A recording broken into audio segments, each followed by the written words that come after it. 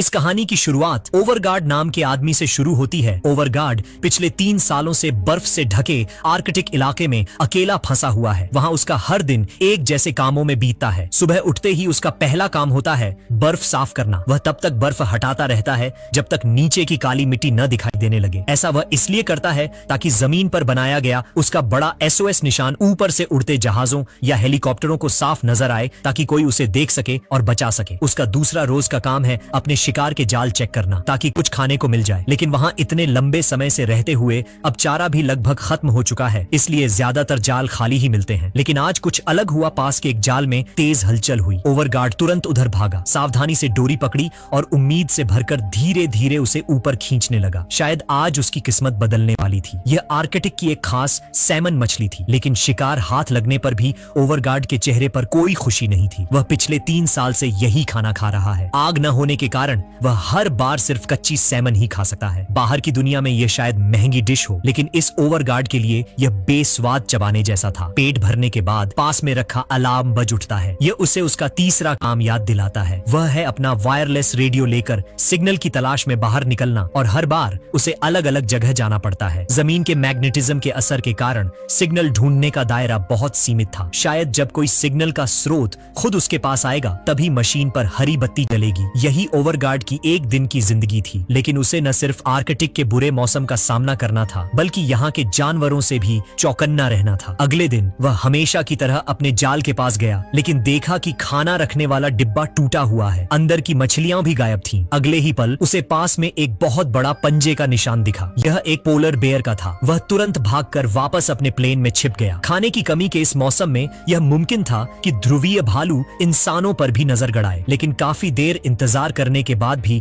भालू नजर नहीं आया। ओवरगार्ड को लगा कि शायद वह भालू चला गया होगा, इसलिए उसने दोबारा सिग्नल ढूंढने के लिए बाहर जाने का फैसला किया। लेकिन तभी उसने देखा कि भालू ज्यादा दूर नहीं, पास में ही घूम रहा था। शायद वह अपने शिकार के चौकन्नापन कम होने का इंतजार कर रहा था ताकि हमला कर सके। तो फिलहाल ओवरगार्ड सुरक्षित था। वह एक दूसरी पहाड़ी पर जाकर रेडियो हिलाने लगा, और तभी दूर से एक बड़ा तूफान उनकी तरफ बढ़ रहा था। कुछ ही देर में तेज हवाएं चलने लगीं। ओवरगार्ड को हार मानकर वापस जाना पड़ा। लेकिन ठीक उसी वक्त रेडियो पर हरी बत्ती अचानक एक पल के लिए जली। हालांकि यह बस एक पल के लिए था, लेकिन अगर जरा सी भी उम्मीद है तो वह उसे पकड़ने की पूरी कोशिश करेगा। और वाकई उसके लगातार रेडियो हिलाने पर हरी बत्ती फिर से जली। उसने सिग्नल के स्रोत को ढूंढने के लिए चारों तरफ देखा। अगले ही पल उसकी नजरों के सामने एक हेलीकॉप्टर आ गया। यह देखकर ओवरगार्ड ने तुरंत मदद के लिए पहले से तैयार रखा स्मोक स्टिक, धुएं वाली छड़ी, जला दी। शुक्र है कि यह आर्कटिक की सफेद बर्फ थी, इसलिए ऊपर उठता धुआं और भी साफ दिख रहा था। हेलीकॉप्टर वालों ने उसे बहुत जल्दी देख लिया। प्लेन को अपनी तरफ मुड़ता देख वह बेहद खुश हो गया। 3 साल में पहली बार उसके चेहरे पर मुस्कान आई थी। जब ओवरगार्ड सोच रहा था कि वह बच गया, तभी किस्मत ने उसके साथ फिर एक मजाक किया। अभी आए तूफान के असर के कारण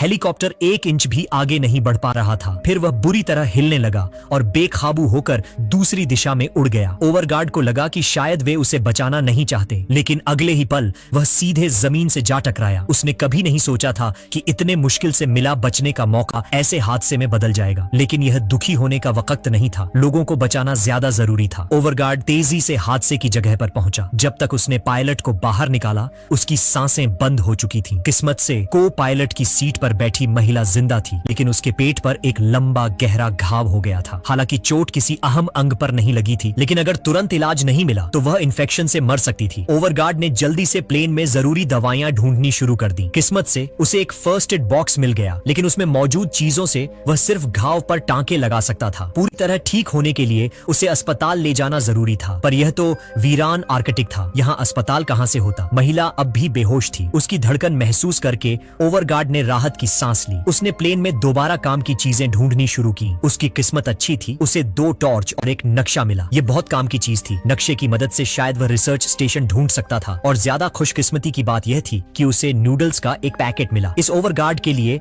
यह किसी लजीज खाने से कम नहीं था। उसने पैकेट खोला और बिना सोचे एक टुकड़ा मुंह में डाल लिया और उस इंस्टेंट नूडल की खुशबू को महसूस करने लगा। खाने के बाद भी वह कुछ देर उस स्वाद को याद करता रहा। इस लजीज खाने का मजा लेने के बाद उसने पहले महिला को वापस अपने ठिकाने ले जाने का फैसला किया। जाते जाते वह प्लेन पर मदद का संदेश छोड़ना नहीं भूला। अपने ठिकाने प्लेन के मलबे पर लौटकर उसने महिला को अपने बिस्तर पर लिटा दिया। पहले जब वह अकेला था तो जैसे तैसे गुजर गुजारा कर रहा था। अब एक और जख्मी महिला के आ जाने से जिंदगी और मुश्किल हो गई थी। लेकिन ओवरगार्ड जरा भी नहीं हिचकिचाया। उसने मन में ठान लिया कि जब तक उसके पास खाने को एक निवाला भी है, वह उस महिला की देखभाल जरूर करेगा। शायद उसकी अच्छाई का फल मिला। आज ओवरगार्ड ने एक साथ 3 मछलियां पकड़ ली। इस बार भालू से बचाने के लिए उसने मछलियों को एक लोहे के बक्से में रखा। इसके बाद ओवरगार्ड फिर से क्रैश वाली जगह पर गया। पहले उसने मृत पायलट को दफनाया, फिर काम की चीजें ढूंढने लगा। इस बार उसके हाथ एक और खजाना लगा, एक छोटा पोर्टेबल गैस स्टोव और एक लाइटर। ओवरगार्ड बहुत खुश था। उसने महीनों बाद पहली बार आग देखी थी, लेकिन असली खुशी तो अभी बाकी थी। अगली सुबह ओवरगार्ड मछली पकड़ने वाली जगह गया और यह देखकर हैरान रह गया कि उसके जाल में एक बहुत बड़ी आर्कटिक ट्राउट फंसी है। वह खुशी से चिल्ला पड़ा। फिर उसने जल्दी से उस मछली से गर्मा गर्म नूडल सूप बनाया। उसने चाकू से मछली का एक गर्म टुकड़ा उठाया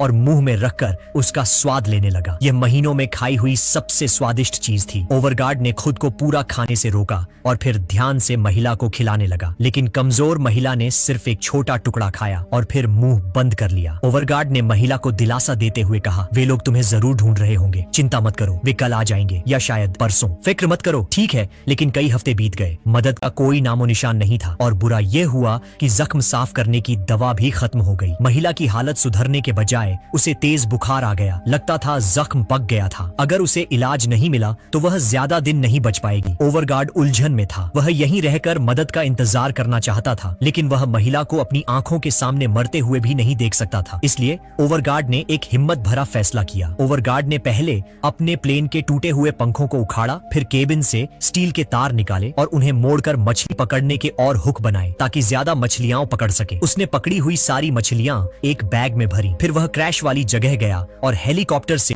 स्लेज, बर्फ पर घिसटने वाली गाड़ी खींच लाया। वह महिला को इलाज के लिए रेस्क्यू स्टेशन ले जाएगा। हालांकि स्टेशन यहाँ से बहुत दूर था और शायद वे वहां तक न पहुंच पाए, लेकिन महिला को बचाने के लिए ओवरगार्ड ने यह खतरा उठाने का फैसला किया। उसने स्लेज को ठीक किया, रस्सियां बांधी, गैस स्टोव रखा, एक बड़ी बोतल में पानी भरा, सिग्नल भेजने वाली मशीन और स्मोक स्टिक लिए। वह महिला के परिवार की तस्वीर रखना भी नहीं भूला। इसके बाद उसने महिला को ध्यान से स्लीपिंग बैग में लिटाया और आखिर में अपने ठिकाने के बाहर उनके रास्ते की जानकारी लिख दी। निकलने से पहले ओवरगार्ड ने आर्कटिक में अपने घर को आखिरी बार देखा और बिना मुड़े तेजी से आगे बढ़ गया, क्योंकि अगर वह एक बार और देखता तो शायद जाने की हिम्मत न कर पाता। लेकिन आर्कटिक को पैदल पार करना इतना आसान कहां था। यह ओवरगार्ड का आर्कटिक में फंसने के बाद से अब तक का सबसे खतरनाक काम था। वह अपना सुरक्षित ठिकाना छोड़ चुका था, एक जख्मी महिला के साथ सफेद मैदान में चल रहा था। अगर भालू का सामना हो गया तो खतरे का अंदाजा लगाया जा सकता था, लेकिन महिला को बचाने के लिए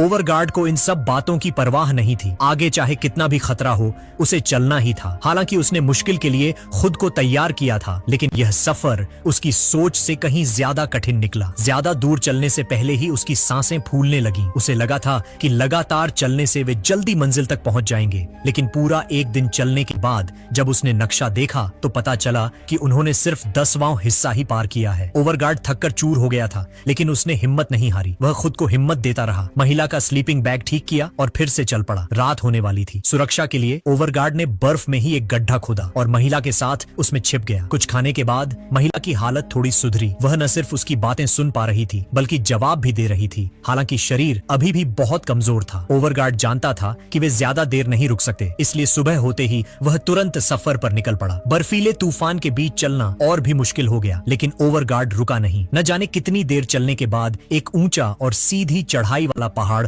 उनके रास्ते में आ गया। उसने नक्शा निकालकर दोबारा देखा। रास्ता सही था, लेकिन महिला और सामान के साथ इस सीधी चढ़ाई वाले पहाड़ को पार करना नामुमकिन था। अगर दूसरा रास्ता लेते तो 3 गुना ज्यादा चलना पड़ता और न जाने कब पहुंचते। साथ ही महिला की हालत भी इतना लंबा सफर झेल नहीं सकती थी। उसने पहले अकेले चढ़कर हालात देखने का फैसला किया। ओवरगार्ड बर्फ पर चढ़ने वाले औजारों की मदद से ऊपर चढ़ा, लेकिन उसे यह देखकर हैरानी हुई कि पहाड़ के दूसरी तरफ का रास्ता बिल्कुल सपाट और आसान था। ओवरगार्ड दुविधा में पड़ गया। वह तो जा सकता था, लेकिन नीचे बैठी महिला का का क्या होगा। यहाँ न कोई इंसान था और ध्रुवीय भालू का खतरा अलग। अगर उसे यहाँ अकेला छोड़ दिया तो महिला का मरना तय था। आखिरकार उसकी इंसानियत जीत गई, लेकिन महिला को ऊपर कैसे लाया जाए यह बड़ी समस्या थी। उसने पहले महिला और सामान को अलग किया और फिर महिला को खींचकर ऊपर चढ़ाने की कोशिश की, लेकिन भारी स्लेज न सिर्फ हिली बल्कि उसकी वजह से ओवरगार्ड खुद भी लगभग खाई में गिर गया। उसने हार नहीं मानी, बार बार कोशिश की, लेकिन हर बार नाकाम रहा। वह घुटनों के बल बैठ गया और जोर जोर से हांफने लगा। वह समझ गया कि वह उसे ऊपर नहीं खींच सकता। उसने सपाट रास्ते की तरफ देखा। उसकी आंखों में एक उलझन थी। आखिरकार ओवरगार्ड ने एक मुश्किल फैसला किया। उसने नक्शे पर बना पुराना रास्ता काट दिया और महिला को लेकर 3 गुना लंबे रास्ते की तरफ चल पड़ा। इस बार उनकी किस्मत अच्छी थी। रात होने तक उन्हें एक गुफा मिल गई। उसने पहले महिला को अंदर धकेला और फिर बर्फ के बड़े टुकड़े से गुफा का मुंह बंद कर दिया। उस रात उन्होंने वहीं आराम किया, लेकिन उन्हें नहीं पता था कि एक बड़ा खतरा उनकी तरफ बढ़ रहा है। एक ध्रुवीय भालू गुफा के मुंह के बाहर था। शायद वे अनजाने में भालू की गुफा में घुस आए थे। अब भालू गुफा के मुंह पर खड़ा था। भागने की कोई जगह नहीं थी और वह गुफा का मुंह चौड़ा करने की कोशिश कर रहा था। अंदर आना बस कुछ वक्त की बात थी। ओवरगार्ड बुरी तरह डर गया। अगर भालू अंदर आ गया तो वे दोनों मारे जाएंगे। जिंदगी और मौत के इस पल में ओवरगार्ड ने सिग्नल वाली मशाल जलाई, जोर से चिल्लाया और भालू की तरफ दौड़ पड़ा। भालू ने ऐसी चीज पहले कभी नहीं देखी थी। वह डर कर भाग गया। अगली सुबह ओवरगार्ड ने हिम्मत जुटाकर गुफा से बाहर देखा। चारों तरफ देखने के बाद जब उसे तसल्ली हो गई कि कोई खतरा नहीं है, तब वह महिला को लेकर आगे बढ़ा। लेकिन मुसीबतें खत्म नहीं हुई थीं। कुछ दूर चलते ही वे फिर से एक बर्फीले तूफान में फंस गए। हार्ड कंपा देने वाली ठंडी हवा ओवरगार्ड के शरीर की गर्मी छीन रही थी। वह छिपने के लिए कोई जगह ढूंढना चाहता था, लेकिन चारों तरफ हवा रोकने के लिए कोई दीवार नहीं थी और बदकिस्मती से यह रास्ता पहाड़ की उस तरफ था जहां हवा सीधी टकरा रही थी। बचने का कोई रास्ता नहीं था। ओवरगार्ड की हालत बिगड़ रही थी। जिंदा रहने के लिए उसने जल्दी से स्लेज को उल्टा किया। उसमें डंडे फंसाकर हवा रोकने वाली एक ढाल बनाई और फिर स्लीपिंग बैग में घुसकर किस्मत के फैसले का इंतजार करने लगा। न जाने कितना वक्त बीता। जब ओवरगार्ड की आंख खुली तो तूफान रुक चुका था। उसने पानी पीने के लिए बोतल उठाई, लेकिन यह देखकर चौंक गया कि ठंड के मारे बोतल जम गई थी और खुल नहीं रही थी। उसने बोतल को अपने कपड़ों में घुसा लिया ताकि शरीर की गर्मी से बर्फ पिघल जाए, लेकिन इससे भी बुरा यह हुआ कि इतनी देर तक एक ही जगह रहने से उसकी उंगलियां ठंड से अकड़ गई थीं, फ्रॉस्ट बाइट, और सीधी नहीं हो पा रही थीं। ओवरगार्ड के पास इसका कोई इलाज नहीं था। वह सिर्फ दांत भींचकर अपनी सांसों से हाथों को गर्मी देने की कोशिश कर सकता था। इसके बावजूद ओवरगार्ड ने हिम्मत नहीं हारी। वह दर्द सहते हुए आगे बढ़ता रहा। ऐसे ही न जाने कितनी देर और चलने के बाद जब वह आराम करने के लिए रुका तो उसने डर के साथ देखा कि महिला अब पानी भी नहीं पी पा रही है, यहाँ तक कि वह ठीक से हाथ भी नहीं पकड़ पा रही थी। एक बुरी आशंका उसके मन में घर कर गई। ओवरगार्ड ने घबराते हुए महिला के कपड़े हटाकर जख्म को देखा। वह यह देखकर टूट गया कि महिला का जख्म बहुत बिगड़ चुका था। भयंकर इन्फेक्शन उसके इम्यून सिस्टम को तबाह कर रहा था। नतीजा इन्फेक्शन, सूजन, बुखार और अब उसे खून की उल्टियां भी होने लगी थीं। मौत बस दरवाजे पर थी। ओवरगार्ड समझ गया कि वह उसे साथ नहीं ले जा सकता। वह उसे छोड़ना नहीं चाहता था, लेकिन हालात ऐसे थे कि उसे जिंदा रहना था। इसलिए ओवरगार्ड ने एक बहुत मुश्किल फैसला किया। वह उसे वहीं छोड़कर अकेले आगे बढ़ जाएगा। लेकिन चंद कदम चलते ही अचानक ओवरगार्ड का पैर फिसला और वह सीधे बर्फ की एक गहरी खाई क्रिवेस में जा गिरा। जब उसे होश आया तो उसने देखा कि उसका पैर पत्थरों के बीच फंस गया है और निकल नहीं रहा। जितनी कोशिश करता उतना ही दर्द होता। ओवरगार्ड दर्द से कराह उठा। फिर वह जमीन पर गिर पड़ा। बेबसी से खाई के मुंह की तरफ देखता रहा और किस्मत के इस खेल पर रोने लगा। आंसू बहने लगे। कुछ देर बाद ओवरगार्ड ने खुद को संभाला। उसने याद किया कि वह किन मुश्किलों से गुजर कर यहाँ तक आया है। चाहे जो हो, वह यहाँ हार नहीं मान सकता। मरना ही है तो रास्ते में मरेगा। इसके बाद ओवरगार्ड बिना देर किए तुरंत महिला के पास पहुंचा। वह शायद उसके दस्ताने लेना चाहता था, लेकिन देखा कि महिला ने मुट्ठी जोर से भींच रखी है। उसने मुड़कर देखा और पाया कि महिला न सिर्फ जिंदा है बल्कि उसकी हालत चमत्कारिक रूप से सुधर रही है। वह अपने आंसुओं को रोक नहीं पाया। ओवरगार्ड ने फैसला किया कि आगे चाहे जो हो, जब तक उस महिला में जान है वह उसे नहीं छोड़ेगा। उसने बर्फ से अपने जख्म को साफ किया और फिर लंगड़ाते हुए महिला को लेकर दोबारा सफर पर निकल पड़ा। हालांकि उसे नहीं पता था कि आगे का रास्ता कितना मुश्किल होगा, लेकिन ओवरगार्ड को यकीन था कि रोशनी उन तक जरूर पहुंचेगी। 10 दिन की मुश्किल चढ़ाई के बाद वे आखिरकार उस बड़े बर्फीले पहाड़ को पार करने में कामयाब हो गए। ओवरगार्ड ने अपनी आखिरी बची कुची ताकत झोंकने के लिए सारा सामान फेंक दिया। तभी आसमान में एक हेलीकॉप्टर दिखाई दिया। उसे अपनी आंखों पर यकीन नहीं हुआ। वह तेजी से नीचे भागा, पूरी ताकत से स्लेज और महिला को धकेलने लगा, लेकिन उसकी मदद की गुहार इन पहाड़ों में इतनी कमजोर थी कि उन तक पहुंचने से पहले ही हवा में खो गई। वह जानता था कि वे दोनों जख्मी हैं और रिसर्च स्टेशन तक नहीं पहुंच सकते। ये हेलीकॉप्टर ही उनका आखिरी मौका था। उसने अपने शरीर पर पहने जैकेट में आग लगा दी। वह अपनी पूरी जिंदगी दांव पर लगाने को तैयार था, लेकिन जब तक उसका जैकेट जलकर राख हुआ, हेलीकॉप्टर उन्हें देखे बिना ही चला गया। हेलीकॉप्टर को पहाड़ों में ओझल होता देख ओवरगार्ड महिला को गले लगाकर बुरी तरह रोने लगा। फिर उसने महिला को धीरे से नीचे लिटाया और खुद भी हिम्मत हारकर बगल में लेट गया। दोनों ने एक दूसरे का हाथ कसकर पकड़ लिया। ओवरगार्ड को कोई पछतावा नहीं था, क्योंकि जिंदा रहने के लिए उसने अपनी तरफ से पूरी कोशिश की थी। जिंदगी के आखिरी पल में किसी इंसान का साथ पाकर वह अकेला महसूस नहीं कर रहा था। उसने शांति से अपनी आंखें बंद कर लीं और मौत का इंतजार करने लगा। तभी हेलीकॉप्टर के वापस आने की तेज आवाज गूंज उठी और इसी के साथ यह फिल्म खत्म हो जाती है।